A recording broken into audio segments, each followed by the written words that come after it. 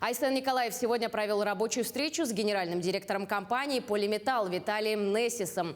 В начале встречи глава региона наградил генерального директора компании знаком отличия «Гражданская доблесть» за вклад в социально-экономическое развитие Якутии. Также обсуждались вопросы успешного завершения проекта по строительству обогатительной фабрики на Нежданинском месторождении в Тампонском районе. Напомним, минувшим днем глава Якутии принял дистанционное участие в церемонии торжественного открытия нового объекта.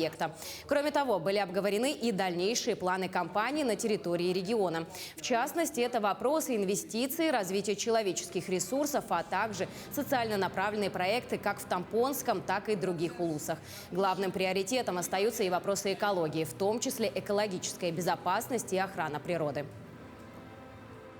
Понятно, что горно-обогатительное производство, оно несет в себе ущерб окружающей среде, но при правильных инженерных решениях этот ущерб может быть минимизирован.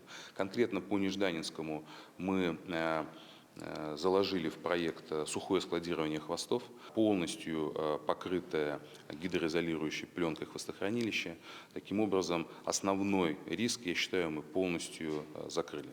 Во-вторых, мы с помощью Фонда развития Дальнего Востока достраиваем линию электропередач, что позволит нам уйти от использования дизельного топлива в качестве источника энергии, опять-таки сократив углеродный отпечаток и выбросы вредных веществ.